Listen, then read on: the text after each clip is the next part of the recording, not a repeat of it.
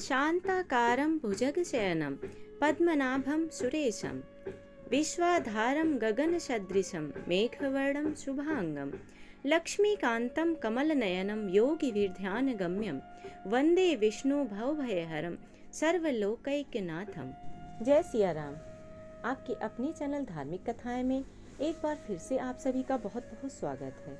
हिंदू धर्म ग्रंथों के अनुसार बरूथिनी एकादशी के दिन भगवान श्री हरि विष्णु की पूजा की जाती है। यह एकादशी लोक परलोक में सौभाग्य देने वाली मानी गई है।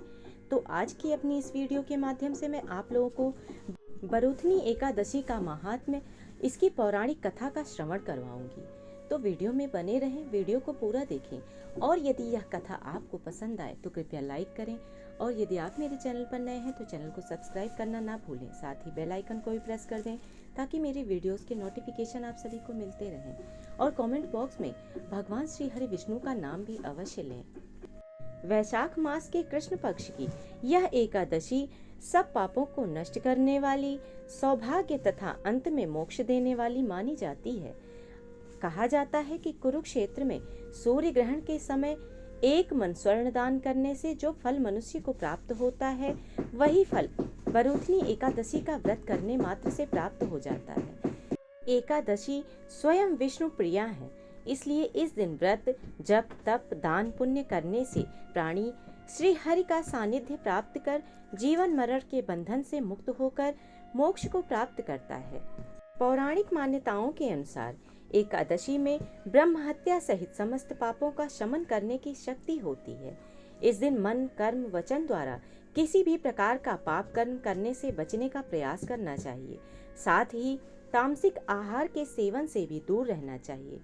5 ज्ञानेंद्रियां, 5 कर्म इंद्रियां और 1 मन, इन 11 को जो साध ले वह प्राणी एकादशी के समान पवित्र और दिव्य हो जाता है।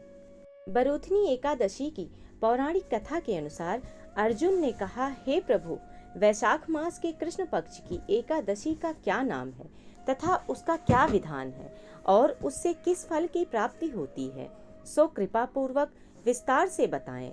अर्जुन की बात सुन श्री कृष्ण ने कहा, हे अर्जुन, वैशाख मास के कृष्ण पक्ष की एकादशी का नाम बरूथिनी एकादशी है। यह सौभाग्य प्रदान करने वाली है।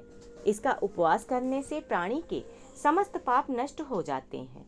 यदि इस उपवास को दुखी सधवा स्त्री करती है तो उसके सौभाग्य में वृद्धि होती है। बरूथिनी एकादशी के प्रभाव से ही राजा मानधाता को स्वर्ग की प्राप्ति हुई थी।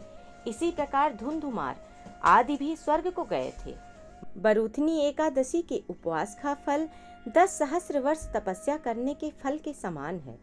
कुरुक्षेत्र में सूर्य ग्रहण के समय जो फल एक बार स्वर्ण दान करने से प्राप्त होता है, वही फल बरूथिनी एकादशी का उपवास करने से प्राप्त होता है। इस व्रत के प्रभाव से प्राणी इहलोक और परलोक दोनों में सुख पाते हैं। वह अंत में स्वर्ग के भागी बनते हैं। हे राजन, इस एकादशी का उपवास करने से मनुष्य को इहलोक में सुख और परलोक में मुक्ति प्राप्त होती है। शास्त्रों में कहा गया है कि घोड़े के दान से हाथी का दान श्रेष्ठ है और हाथी के दान से भूमि का दान श्रेष्ठ है। इनमें श्रेष्ठ तिलों का दान है। तिल के दान से श्रेष्ठ है स्वर्ण का दान और स्वर्ण के दान से श्रेष्ठ है अन्न दान। संसार में अन्न दान से श्रेष्ठ कोई भी दान नहीं है। अन्न दान से पितृ, देवता, मनुष्य आदि सब तृप्त हो जाते हैं।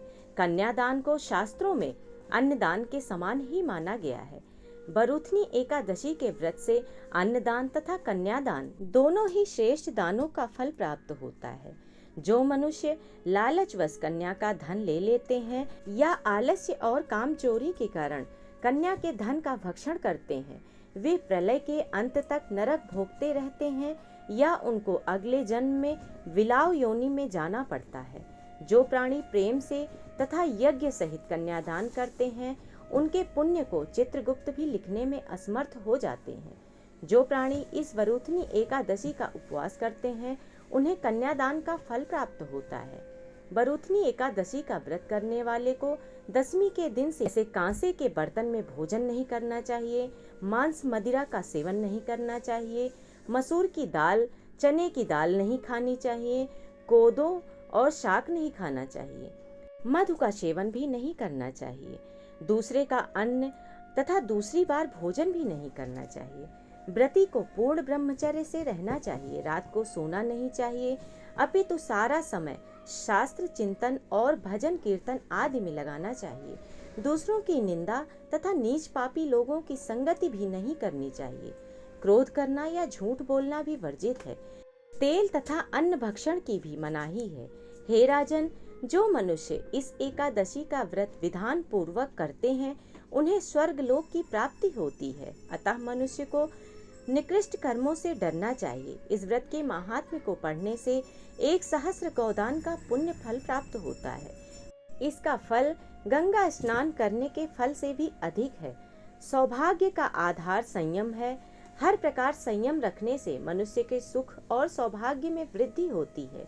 यदि प्राणी में संयम नहीं है तो उसके द्वारा किए गए तप, त्याग व भक्ति पूजा आदि सब व्यर्थ हो जाते हैं। प्राचीन काल में नर्मदा नदी के तट पर मानधाता नामक एक राजा राज्य करता था।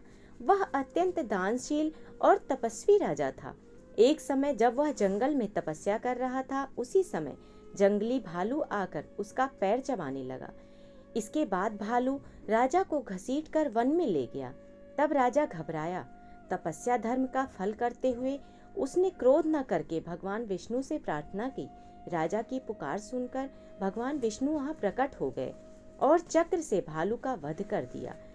तब तक भालू राजा का एक पैर खा चुका था। इससे राजा मानधाता बहुत दुखी थे। भगवान श्री विष्णु ने राजा की पीड़ा को देखकर कहा कि मथुरा जाकर तुम मेरी वराह अवतार मूर्ति की पूजा और बरूथनी एकादशी का व्रत करो।